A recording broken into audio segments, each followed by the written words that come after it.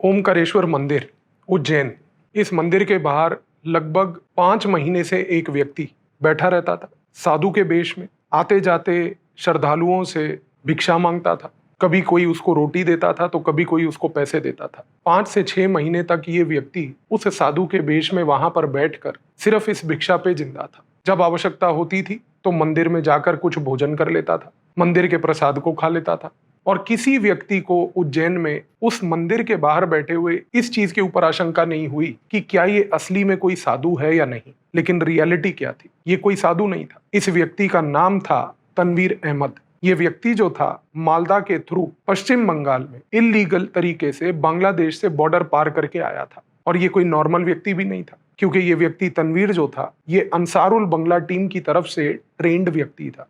अंसारुल बंगला team Bangladesh में वही एक ऐसी आतंकवादी संगठन है जिसका नाता अलकायदा से जुड़ा हुआ है।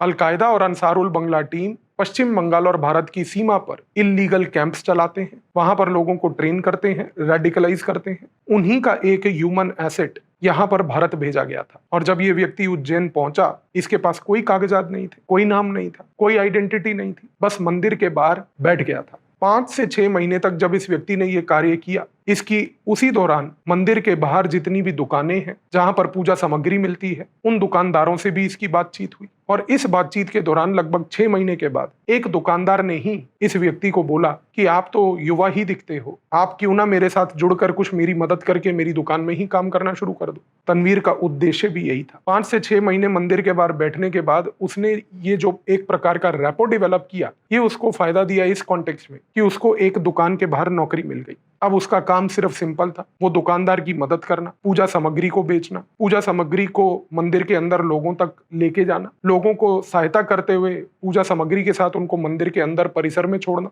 और जिस प्रकार से तनवीर ये हरकतें करता गया, इससे एक एडवांटेज उसको ये मिला कि उसको मंदिर के अंदर के परिसर के बारे में जितनी जानकारी चाहिए थी वो सारी जानकारी उसको मिलने लग गई। जैसे जैसे ये जानकारी वो प्राप्त करता रहा, इस चीज का वो नोट भी बनाता रहा। इंटेलिजेंस ब्यूरो की जो प्रेजेंस उज्जैन में थी, वहां का जो लोकल सब्सिडरी इंटेलिजेंस ब्यूरो का ऑफिस था, एक दौरान उसने जनरल तरीके से एक ड्रोन सर्वेलेंस पूरे मंदिर के परिसर के ऊपर किया। और सरप्राइजिंग बात यह थी कि जब ये मंदिर के परिसर के ऊपर ड्रोन सर्वेलेंस हुआ, उसी दौरान एक स्पेसिफिक दुकान से ड्रोन ने कुछ रेडियो फ्रीक्वेंसी सिग्नेचर्स प्राप्त किए। ये रेडियो फ्रीक्वेंसी सिग्नेचर्स बड़े अनयूजुअल से थे, अननेचुरल से थे। इस चीज के ऊपर जब निगरानी रखनी शुरू हुई, क्योंकि ये अननेचुरल टाइप की चीज लोकेट हुई थी, तो इंटेलिजेंस ब्यूरो ने रिपीटेड लेवल पर अगले 1 से 2 हफ्ते डेली ड्रोन बेस्ड सर्वेलेंस मंदिर के परिसर के ऊपर शुरू किया। और हर रोज रात को 8 बजे के बाद, मंदिर के परिसर के बंद होने के बाद, मंदिर के पुजारी के चले जाने के बाद, रोज एक रेडियो फ्रीक्वेंसी सिग्नेचर वहां पे पाया जाता था। जब ये रेडियो फ्रीक्वेंसी सिग्नेचर को एनालाइज किया गया, एग्जामिन किया गया, तो मालूम चला कि एक स्पेसिफिक फोन कॉल जो है एक स्पेसिफिक टाइम पर रेगुलर बेसिस पे हो रही है।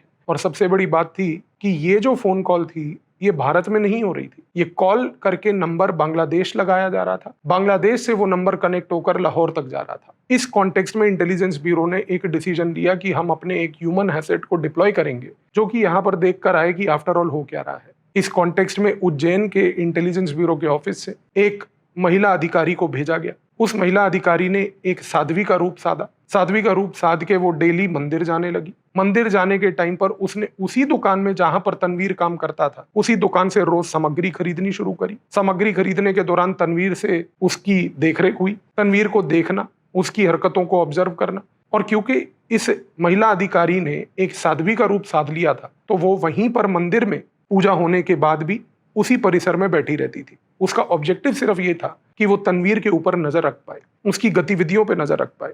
और उसने एक पैटर्न ऑब्जर्व किया। पैटर्न ये था कि तनवीर दिन में कई चक्कर मंदिर के परिसर में लगाता था। जब भी वो मंदिर के परिसर में चक्कर लगाता था, वो अक्सर प्रसाद बनाने वाले सेक्शन के पास खड़ा होता था, प्रसाद के डिस्ट्रीब्यूशन के सेक्शन के पास खड़ा होता था। और सबसे बड़ी बात, रोज रात को मंदिर के परिसर के बंद हो जाने के बाद दुकान के पीछे जो उसको कमरा दिया हुआ था रहने के लिए, उस कमरे में से वो रेडियो फ्रीक्वेंसी सिग्नेचर्स रोज मैच होते थे। ये चीज लगभग 4 से 5 महीने रेगुलर बेसिस पे फिर से ऑब्जर्व की गई। और जब ये चीज पिछले 1 साल से चल रही थी, उस दौरान तनवीर ने एक दिन दुकानदार को बोला कि मेरी माँ बीमार हो गई है, मुझे अपनी माँ का इलाज कराने अमृतसर जाना है। उस दौरान दुकानदार ने उसको बोला कि कुछ पैसे ले जाओ, आके वापस तनख्वाह से एडजस्ट कर लेंगे। तनवीर ने ट्रेन पकड़ी, उज्जैन से वो पहले दिल्ली आया, दिल्ली से उसने एक बस पकड़ी और बस पकड़कर वो अमृतसर चला गया। जब वो अमृतसर पहुंचा तो वहां से उसने एक ऑटो लेकर अटारी बॉर्डर के पास कुछ गांव में जाकर अपने आप को बसा लिया। ये जो इंटेलिजेंस ब्यूरो की ऑफिसर, जो महिला ऑफिसर थी, वो उसको उज्जैन से लेकर दिल्ली, दिल्ली से लेकर अमृतसर उसकी परछाई बनकर उसके पीछे पीछे जाती रही। जब वो अमृतसर पहुंचा, अमृतसर से जब वो अटारी बॉर्डर के पास पहुंचा, इस महिला अधिकारी ने भी उसका वहां तक साया बन के उसका पीछा करा और वहां पर उसने ऑब्जर्व करा कि ये व्यक्ति के पास ना तो कोई घर था, ना उसकी कोई माता वहां पे रहती थी। ये सब एक झूठ था। वो अटारी के पास एक गांव में एक लेबर के पास जाकर उसके घर में बस गया।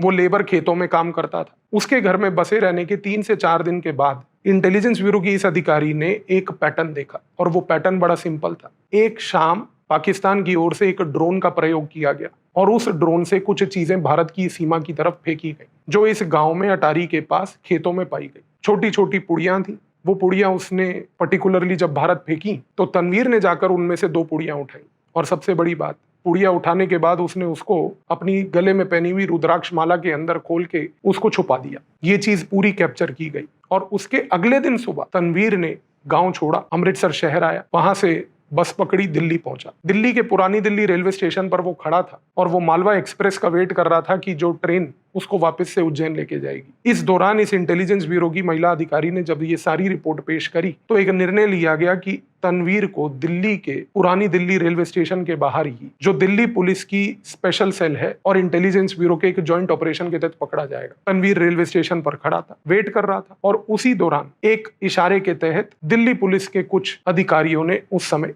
जो स्पेशल सेल से जुड़े थे तुरंत जाकर तनवीर को पकड़ा। इंटेलिजेंस ब्यूरो की टीम उसको जो रोहिणी का एक सेफ हाउस है वहां पर ले गई और वहां ले जाने के बाद जब उसकी इंटेरोगेशन हुई तो इंटेरोगेशन के दौरान उसके रुद्राक्ष को भी खोला गया। उस रुद्राक्ष में से निकला एक पर्टिकुलर पुड़िया और जो वो पुड़िया निकली, जब उसका एग्जामिनेशन करवाया गया तो मालूम चला कि वो रिसिन था। रिसिन एक ऐसा जहर जो केवल 1 ग्राम जहर 100 से 200 लोगों को मारने के लिए सक्षम होता है। जब इंटेरोगेशन हुई, पूछताछ हुई तो उसने कबूल किया कि उसको भेजा गया था इस पर्पज से कि वो ये रिसिन पाउडर जो है उसको बेसिकली महाकालेश्वर मंदिर के प्रसाद में मिला दे, क्योंकि उसका उद्देश्य था कि इसको प्रसाद में मिलाने के तहत मंदिर के परिसर में 100-200 लोगों की जब मौत हो जाएगी तो इससे हाहाकार मचेगा। हाहाकार मचने के बाद देश में एक अजीब सा माहौल पैदा होगा कि मंदिरों के अंदर प्रसाद खाने से लोगों की हत्या हो रही है। और इसको अल-कायदा और अंसारुल बंगला टीम मिलकर पाकिस्तान की ISI के साथ कुछ अंतरराष्ट्रीय मीडिया हाउसेज में इस चीज को बढ़ा चढ़ाकर भारत के खिलाफ एक प्रोपोगंडा चलाने का गेम खेल रही थी कि यदि इस प्रकार की कुछ इंसिडेंट को